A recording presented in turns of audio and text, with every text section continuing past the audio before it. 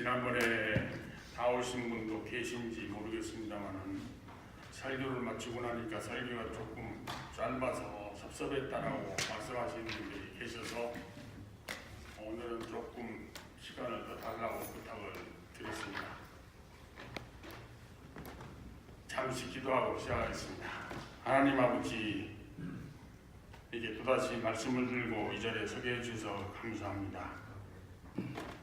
본문을 통하여 하나님께서 우리에게 주시고자 하는 말씀을 충실하게 전할 수 있도록 성령님께서 자식을 주장하여 주시옵소서. 예수님의 이름으로 기도하옵나이다. 아멘. 본문은 예수님이 어떤 분이시며 어떤 일을 행하셨는가를 말해주고 있습니다. 예수 그리스도가 어떤 분이시며 어떤 일을 하셨는가에 대한 이론 또는 가르침을 기독론이라고 부릅니다. 기독론을 요약한 대표적인 구절들은 본문 외에 골로새서 1장 15절에서 20절, 요한복음 1장 1절에서 14절, 그리고 히브리서 1장 1절에서 4절, 이 네 군데입니다. 그런데 이 네 군데 문단들 중에서도 예수님의 세 종류의 삶과 신분 또는 지위에 대하여 분명하게 기술하고 있는 것은 오직 본문뿐입니다. 예수님의 세 종류의 삶이란 성육신 하시기 전의 삶, 성육신 하신 후 이 세상에서의 삶, 그리고 승천하신 후의 삶을 말합니다. 따라서 본문은 신약 전체를 통해서 가장 잘 요약된 기독론이라고 할 수 있습니다. 그래서 학자들은 본문이 바울 서신에서 가장 중요할 뿐만 아니라 또 해석하기 어려운 구절이라고 말합니다. 예를 들면 라프 마틴은 본문이 바울의 기독론의 진수이다. 영어로 읽어드리면 이렇습니다. The quintessence of Pauline thought on the person of Christ. 이 마틴은 영국의 만체스터 대학교에서 신학을 가르친 후에 미국으로 건너와 파사데나에 있는 풀러 신학교에서 가르쳤고 그 후에 다시 영국으로 돌아가 셰필드 대학교에서 가르쳤습니다. 그의 주제가 그리스도의 찬가인데 이것은 본문을 다룬 책으로 1967년 초판이 발행된 후 1997년 마지막 판을 출판할 때까지 그는 계속해서 이 책을 수정하고 또 보완하였습니다. 영미계통에서는 이 책이 본문에 대한 연구서들 중에서 가장 구원 있는 책이라고 할 수 있습니다. 그리고 선지하신 예수와 비움이라는 책에서 그런 제목의 책에서 본문을 집중적으로 연구한 독일의 튜빙겐 대학의 교수였던 하이니히 슈마커는 본문이 신약 전체에서 가장 흥미로울 뿐만 아니라 가장 어려운 구절이라고 말했습니다. 그 외에도 많은 학자들의 평가가 있습니다만 시간 관계상 두 사람만 예를 들었습니다. 그런데 본문은 이 우리말 성경에는 그 차이가 나타나지 않습니다만 히라바어 성경을 보면은 사문이 아닌 우문으로 되어 있습니다. 말을 바꾸면 한편의 시예요. 그런데 대부분의 학자들의 공통된 의견은 이 시가 바울의 지은 것이 아니라는 겁니다. 그렇다면 왜 사도 바울은 자기가 지은 시도 아닌 이 시를 빌립보 교회에 보내는 편지 속에 삽입을 하였을까요? 그것은 이 시가 사도 바울이 빌립보 교인들에게 전하고자 하는 메시지를 잘 대변하고 있기 때문일 것입니다. 그렇다면 사도 바울이 이 시를 통해서 빌립보 교인들에게 말하고자 하는 메시지는 무엇일까요? 이에 대한 답을 하기 위해서는 이 시의 전후를 잘 읽어보아야 합니다. 먼저 2장 1절에서 4절을 보면 이것이 얼른 보기에는 일반적인 권면인 것처럼 보입니다만 사실은 빌립보 교인들이 현재 갖고 있는 문제점들과 관련이 있다는 것이 학자들의 공통된 견해입니다. 빌립보 교회는 사도 바울에게 있어서 특별한 의미를 갖는 교회입니다. 왜냐하면 그것은 사도 바울이 히랍에 건너와 세운 최초 교회일 뿐만 아니라 그러니까 유럽의 최초의 교회이기도 합니다. 그가 떠난 후에도 그에게 선교 후원금을 보냈던 교회이기 때문입니다. 이처럼 바울이 아끼고 또 원래는 모범적이었던 교회가 바울이 떠난 후 세월이 흐르자 문제점들이 나타나기 시작을 하였습니다. 빌립보 교회 교인들은 서로 잘난 척하기 시작하고 허영을 부리고 이기적이 되고 서로 다투고 심지어 분열의 조짐을 보이기 시작하였던 것으로 보입니다. 2장 12절에서 15절은 이러한 상황을 대변해주고 있습니다. 그렇다면 사도 바울은 그가 인용한 이 시를 통해서 그들에게 말하고자 하는 메시지가 무엇일까요? 여기에 대해서는 두 가지 견해가 있습니다. 첫째는 빌립보 교인들로 하여금 그리스도를 본받게 하기 위해서다. 이게 하나고요. 또 하나는 그들에게 그리스도의 현재의 신분을 소개하기 위해서. 다시 말해 학자들은 사도 바울이 그리스도를 본받아 겸손해져서 하나님께 순종하는 삶을 살라고 권고하고 있는가, 아니면 그리스도가 온 천하를 다스리는 지배자이므로 그 지배를 받는 자들답게 살라고 권고하고 있는가 하는 두 가지 견해로 나뉘어 있습니다. 전자 즉 바울이 그의 편지 속에 찬양시를 삽입한 이유가 그리스도를 본받게 하기 위해서라는 견해는 원래 전통적인 견해였습니다만 요즘은 이런 견해를 가진 학자들이 점차 줄어들고 있는 추세입니다. 현재 학자들 중에서 전통적인 이러한 견해를 대변하는 사람이 로마이어이고 빌립보 교인들이 그리스도의 현재의 신분을 소개하기 위해서라는 견해를 가진 대표적인 학자가 에르스트 케제만입니다. 로마이어는 동독 출신의 성경학자로서 마태복음과 마가복음의 주석서의 저자로서 서양에서는 잘 알려져 있습니다. 1928년에 주 예수, 독일어로는 퀴리오스 예수스, 이건 히라가나 동일합니다. 이러한 책을 출판함으로써 본문에 대한 본격적인 연구에 새로운 장을 연 사람입니다. 그리고 케제만은 지난 세기 중에 바르트와 더불어 가장 영향력 있는 신학자들 중 하나였던 불트만의 수제자로서 튜빙겐 대학에서 오랫동안 신약을 가르친 저명한 신학자로서 신약 분야에 있어서 그의 스승인 불트만의 복음과는 영향력을 행사하는 사람입니다. 그의 저서들 중에서 물론 책이 많아요. 근데 특히 로마서 주석서는 구원의서로서 인정을 받고 있습니다. 그리고 1950년에 발표된 빌립보서 2장 5절에서 11절이라는 비판적 분석이라는 제목의 그의 논문은 앞서 말씀드린 바와 같은 로마이어의 책이 출판된 이후로 가장 중요한 연구로 간주되고 있습니다. 그러니까 이 로마이어와 케제만이 이 본문에 대한 연구에 가장 큰 업적을 남긴 학자들입니다.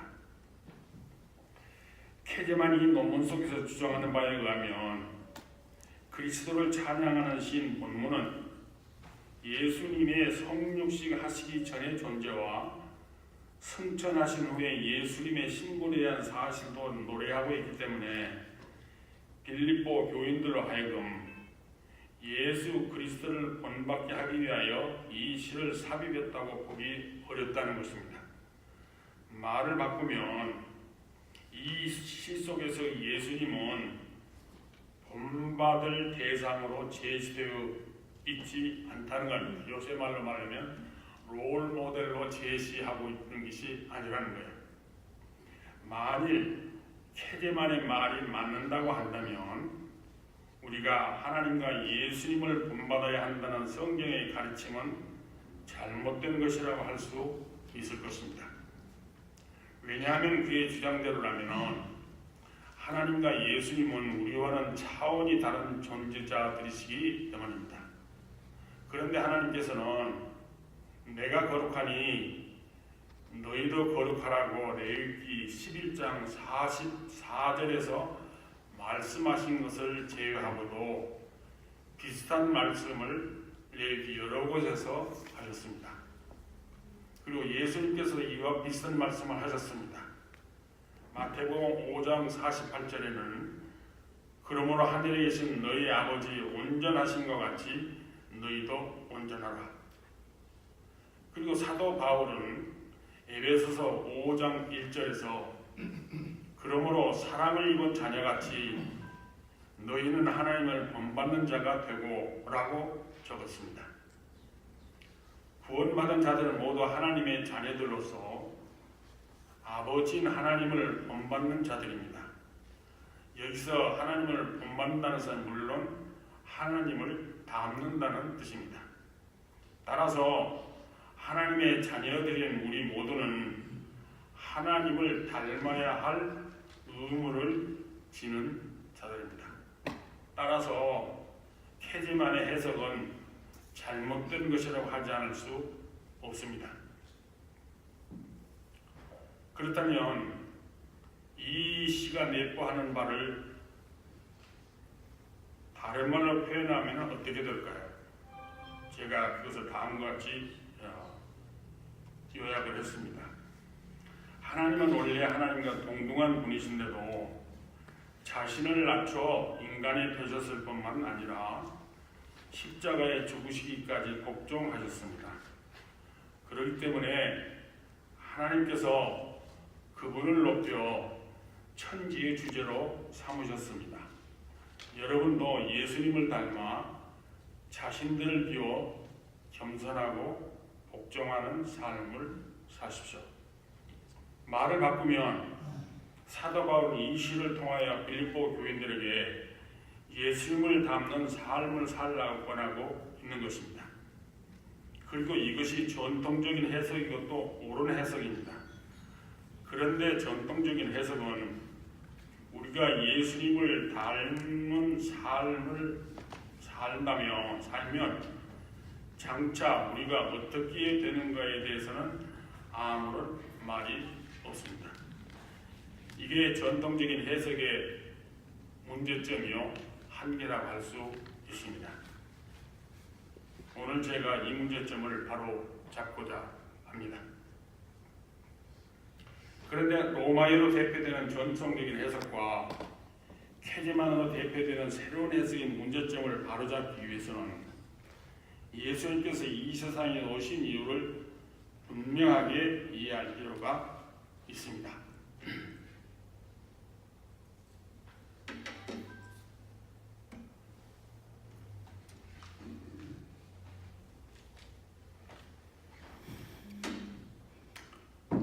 오늘 그 본문이 너무나 중요한 것이기 때문에 제가 많이 긴장이 되는지 지난번보다 목이 마릅니다. 예수님께서 왜 이 세상에 오셨습니까? 라고 물으면 여러분은 뭐라고 대답하시겠습니까? 대부분의 사람들은 우리를 구원하시기 위해서입니다 라고 대답합니다. 물론 맞는 말입니다. 하지만 예수님이 이 세상에 오신 것은 우리를 구원하시기 위해서만은 아닙니다. 예수님은 우리를 구원하시기 위해서뿐만 아니라 구원받은 우리들이 어떻게 살 것인가를 친히 가르치시고 보여주시기 위해 이 세상에 오신 것입니다. 이러한 해석의 근거를 성경에서 찾을 수 있습니다. 베드로전서 2장 21절에 그리스도도 너희를 위하여 고난을 받으사 너희에게 본을 끼쳐 그 자취를 따라오게 하려 하셨느니라 라고 기록되어 있고, 고린도전서 11장 1절에는 내가 그리스도를 본받는 것 같이 나를 본받으라고 되어 있습니다. 그리고 예수님 자신도 마태복음 16장 24절에서 아무든지 나를 따라오려거든 자기를 부인하고 자기 십자가를 지고 나를 좇을 것이니라 라고 말씀하셨는데, 여기서 자기를 부인한다는 말씀을 본문에 나오는 말씀으로 대체시킨다면 자신을 비운다는 의미입니다. 그리고 십자가를 진다는 것은 예수님의 고난에 동참하는 것을 의미합니다. 다시 말해 예수님을 따른다는 것은 곧 예수님을 본받는 삶을 산다는 것을 의미합니다. 그런데 예수님은 왜 그렇게 힘들고 어려운 삶, 즉 고난의 삶을 사셨을까요? 왜 하필이면 마구간에서 태어나시고 십자가 위에서 생을 마치셨을까요? 마구간에서 탄생한 비천의 극치이고 십자가 위에서의 죽음은 고통과 치욕의 극치라고 하지 않을 수 없습니다. 3년간의 공생에도 결코 편안한 삶이 아니었습니다. 그것은 수고와 고난의 연속인 삶이었습니다. 심지어 가족들로부터도 따돌림을 당한 삶이었습니다.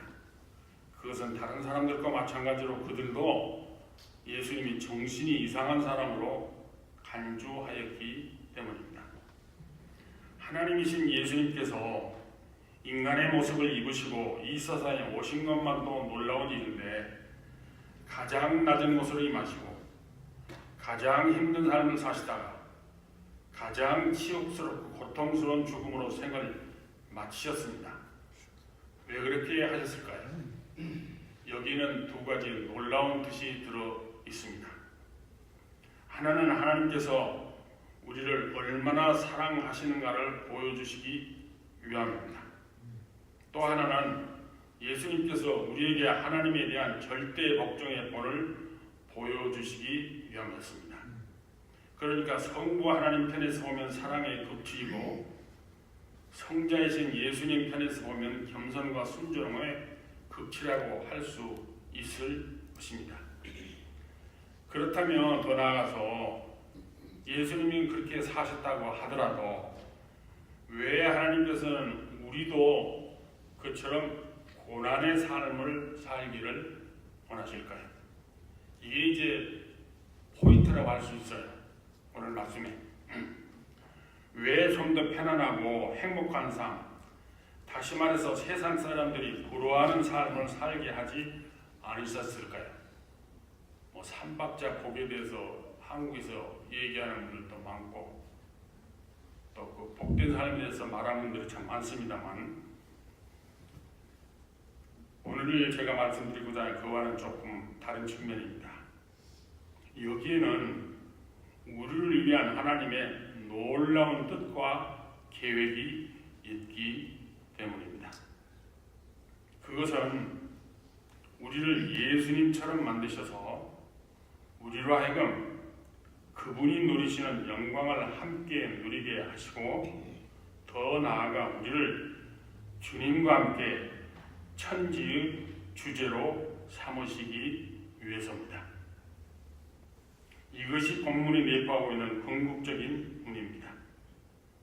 그래서 예수님께서는 마태복음 19장 28절에서 이렇게 말씀하셨습니다.